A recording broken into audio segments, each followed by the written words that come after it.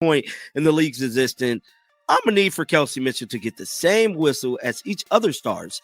The way she gets assaulted is insane, actually. And I've considered roping my sister in it to have office purse charges. Now, this is when Caitlin Clark chimed in. Caitlin Clark said, careful, you're going to get fined. Then said, oh, there's Leah. You gave them every chance to win. If you look at this in slow motion, you can see Caitlin Clark clearly smiling in confusion, smiling in, did that really just happen? Smiling in, you sly W.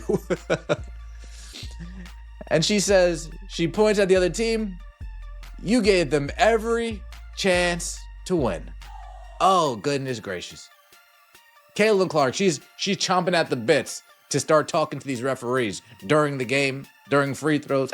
What if I told you that one of the WNBA's brightest stars, sidelined, injured, and forced to watch from the bench, just exposed something that could shake the entire league to its core?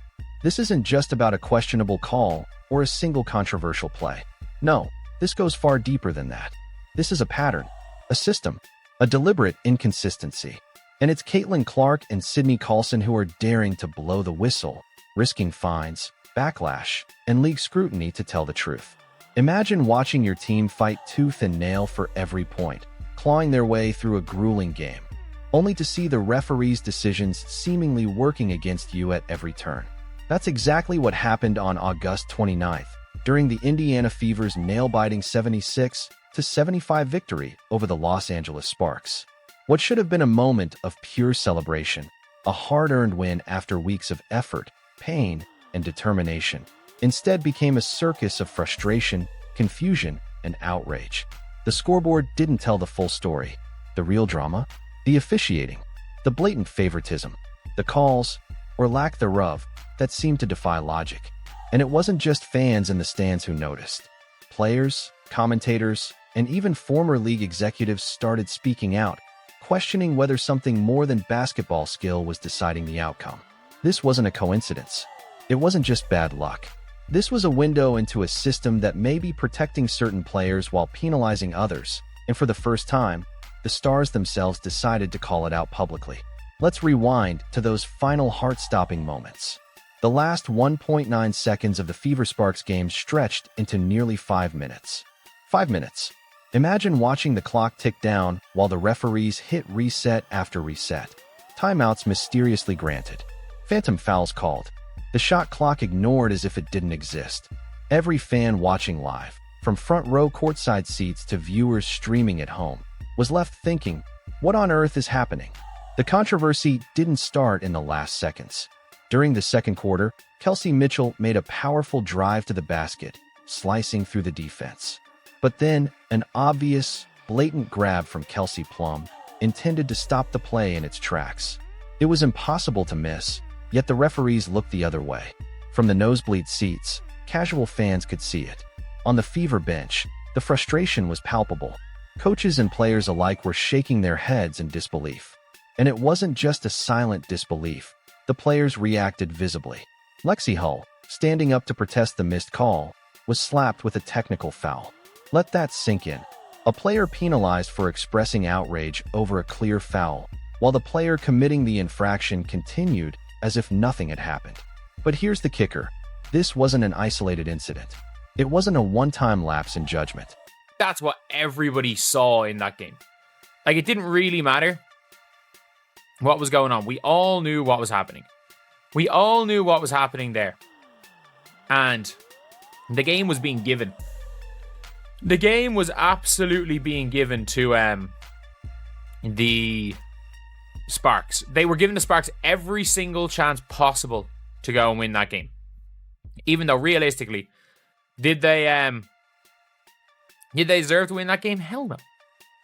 Hell no. They did not. Every play, every sequence, seemed engineered to tip the scales in favor of the Sparks. Fouls that should have been called weren't.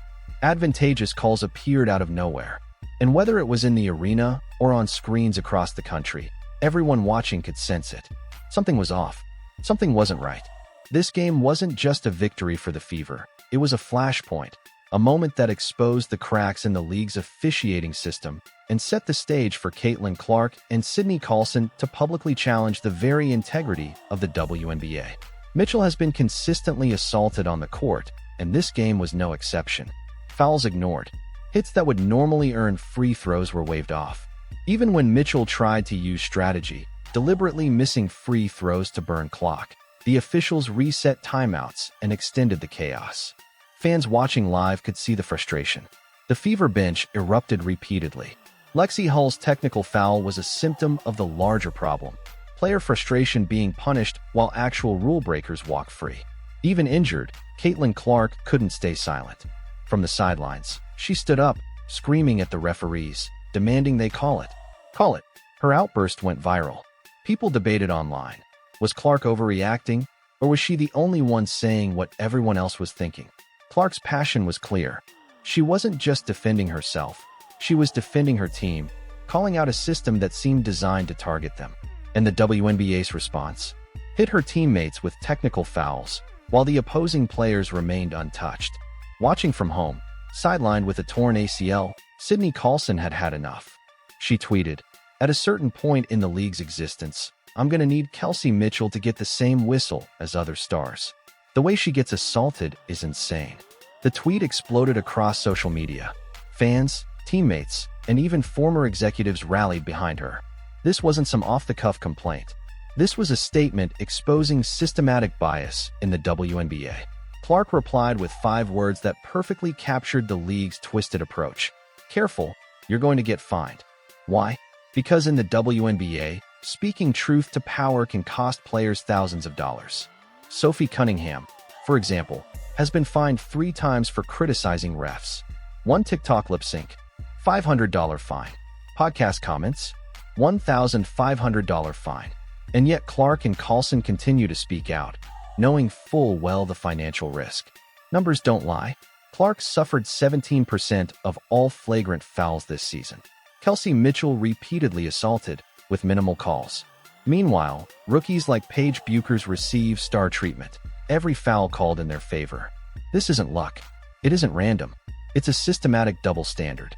Referees protect some players while punishing others, and the league punishes anyone daring to call it out. The message is clear: stay quiet or pay. The WNBA is growing. Single call imaginable, and it was just noticeable, to the point you got Clark running on the floor ready to crash out on a ref in the middle of the game, to the point where it's obvious. It's like the fix was in. The fix was completely in. So the WNBA needs to do something about this. Kathy Engelberg, you need to get a hold of what's going on here. The officiating Kelsey Mitchell getting knocked around like... Popularity is surging thanks to stars like Clark. And yet, the league chooses intimidation over reform. Instead of addressing poor officiating, they fine players into silence. Fans and supporters have turned this around. Offers to cover fines pour in. Former team execs publicly back the players. Every fine creates more attention, a Streisand effect. Instead of silencing players, the league is amplifying the conversation. This isn't about one game or one bad call. It's about league integrity. Indiana Fever coach Stephanie White has sounded alarms for months. Double standards are clear.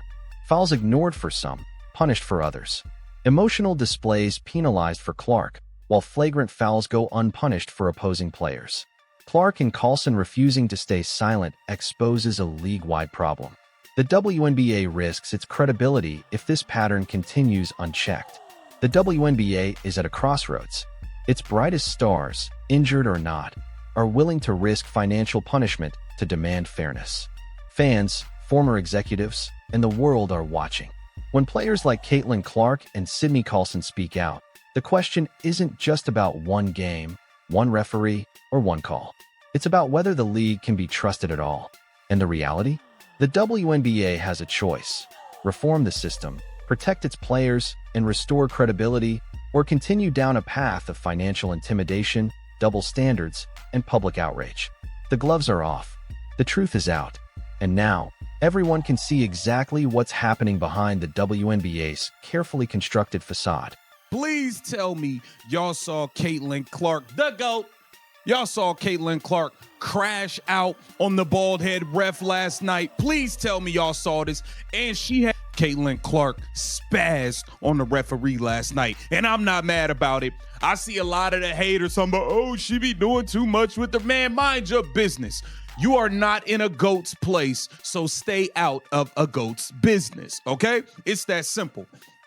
The officiating was awful last night.